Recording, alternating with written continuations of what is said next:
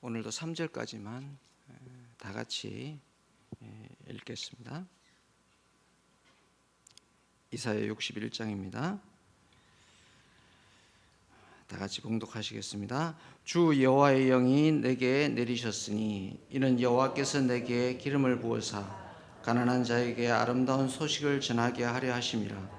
나를 보내사 마음이 상한 자를 고치며 포로된 자에게 자유를, 갇힌 자에게 노임을 선포하며 여호와의 은혜의 해와 우리 하나님의 보복의 날을 선포하여 모든 슬픈 자를 위로하되 무릇 시온에서 슬퍼하는 자에게 화관을 주어 그 죄를 대신하며 기쁨의 기름으로 그 슬픔을 대신하며 찬송의 옷으로 그 근심을 대신하시고 그들이 의의 나무 곧 여호와께서 심으신 그 영광을 나타낼 자라 일컬음을 받게 하려 하심이라. 아멘. 오늘은 구원의 아름다운 소식이죠. 즉 복음이죠. 이사야 61장은 예루살렘 성읍에 거주하는 백성에게 선포하는 아름다운 소식입니다. 장차 우리가 들어갈 새 예루살렘 백성들에게 선포되는 말씀이기도 합니다. 1절부터 4절의 말씀은 여호와의 기름 부음 받은 자가 전하는 아름다운 복음의 소식인데요. 기름 부음 받은 자가 아름다운 소식을 전하려는 대상자는 바로 가난한 자입니다. 여기서 가난한 자는 각주 제일 밑에 보면 4번에 겸비한 자 이렇게 써져 있거든요. 겸비한 자라고 써 있는데 바로 하나님의 은혜가 필요한 자를 말합니다. 이사야는 이들에게 아름다운 소식을 전하는데 마음이 상한 자를 고치며 포로된 자에게 자유를, 갇힌 자에게 노임을 선포하고 있습니다. 똑같은 말씀을 예수님께서 말씀하시는데요. 누가복음 14장 18절에서 19절을 보면 성령이 내게 임하셨으니 이는 가난한 자에게 복음을 전하게 하시려고 내게 기름을 부으시고 나를 보내사 포로된 자에게 자유를, 눈먼 자에게 다시 보게 함을 전파하며 눌린 자를 자유롭게 하고 주의 은혜의 해를 전파하게 하려 하심이라고 말씀하셨습니다. 또 2절부터 3절 내용은 여호와의 은혜의 해와 우리 하나님의 보복의 날을 선포하여 모든 슬픈 자를 위로하시는데 그 방법을 3절에서 설명하고 있습니다. 그런데 2절에서 은혜의 해는 이제 희년을 이야기하죠. 희년. 그리고 하나님의 보복의 날은 원래 이스라엘 적들에게 하나님께서 보복하는 날인데 이스라엘에게 보복의 날보다는 이스라엘에게 도움과 해방과 재건의 날을 의미하고 있습니다. 다시 돌아가서 3절에서 하나님께서 모든 슬픈 자를 위로하는 방법을 한번 보겠습니다. 자, 슬퍼하는 자에게는 화관을 주어 죄를 대신하며 또 기쁨의 기름으로 슬픔을 대신하며 찬송의 옷으로 그 근심을 대신하시고 그들이 의의 나무라 일컬음을 받게 하려 하셨다고 말씀하셨습니다. 이사야 65장 19절을 보면 내가 예루살렘을 즐거워하며 나의 백성을 기뻐하리니 우는 소리와 부르짖는 소리가 그 가운데서 다시는 들리지 아니하리라 이렇게 말씀하셨고요. 요한계시록 21장 3절 4절에도 동일한 말씀이 있습니다. 하나님이 친히 그들과 함께 계셔서 모든 눈물을 그 눈에서 닦아주시니 다시는 사망이 없고 애통하는 것이나 곡하는 것이나 아픈 것이 다시 있지 아니하리니 이렇게 말씀하셨습니다. 또 4장의 4절부터 9절은 예루살렘 백성들에게 주어질 넉넉한 보상의 내용입니다.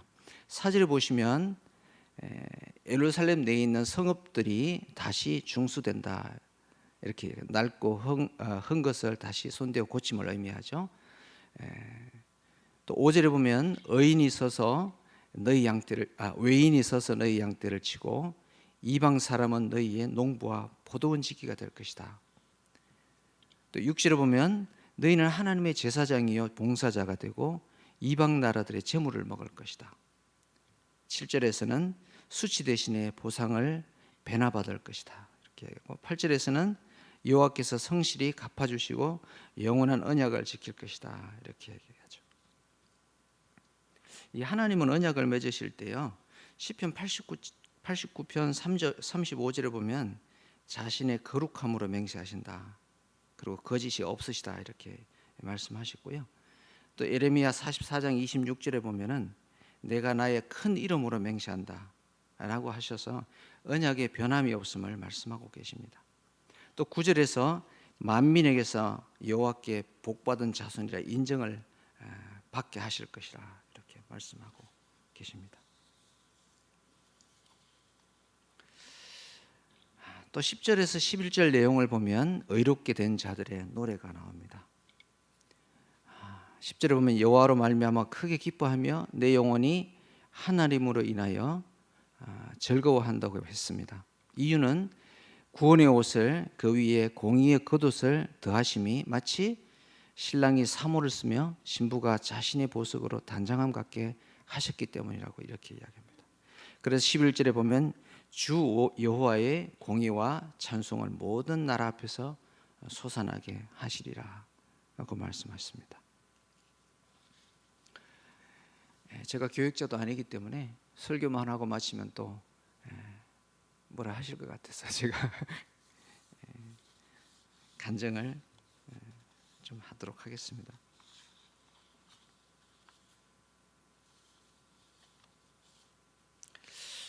저는 경상남도 거창에서 태어났습니다. 10살 때 아버지를 여였고요. 11살이 되던 해에 제 어머니는 저와 동생을 데리고 셋이서 그 옆에 대구로 이사를 했습니다. 이유는 저와 동생을 농사꾼 만들기 싫다는 어머니의 생각 때문이었습니다. 저와 동생은 어머니의 외사촌 언니의 전도로 교회에 다니기 시작했습니다. 그 이모님은 고신적교회 전도사님이셨습니다. 저는 아버지가 없이 자라다 보니까 자신감이 없는 아이였습니다. 그런데 언제부턴가 아버지의 빈자리에 하나님이 계셨습니다. 저는 기도하는 아이가 되었고 기도는 언제나 거의 이루어졌습니다. 저에게는 안 되는 일이 없을 만큼 하나님이 늘 든든한 제 백이 되었습니다.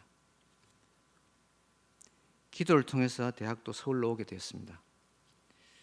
근데 저는 믿음 있는 자매를 짝으로 달라고 몇 년을 기도했고 기독교 동아리에서 지금의 아내 김은진 권사를 만나서 결혼했습니다. 그리고 저희 장인어른은 고 김용훈 장로님이셨고 장모님은 저희 이정원 권사님이십니다. 저는 믿음의 가정에 장가들어서 너무 행복했고 무엇보다도 아버지가 생겨서 너무 좋았습니다. 결혼 이후부터 습관정원교회에서 신앙생활을 하면서 지금까지 왔습니다. 가장 많은 가지 많은 나무에 바람 잘 날 없다고 이제 딸이 셋입니다. 저는 그렇다 보니까 기도 제목이 끊이지 않았습니다. 기도는 해도 끝이 없고 심지어 20년을 넘게 기도하는 제목도 있습니다. 지나고 보니까 하나님은 늘 저와 함께 계셨고 제 기도 제목은 거의 다 이루어진 것 같습니다. 이제 한 아내의 남편으로, 가장으로, 또 아버지로, 그리고 교회에서 장로로 지금까지 함께 하셨던 하나님과 동행하면서 천국 가는 그날까지 여러분들과 함께 수관주원께 성도로서 역할을 충성스럽게 감당하도록 하겠습니다.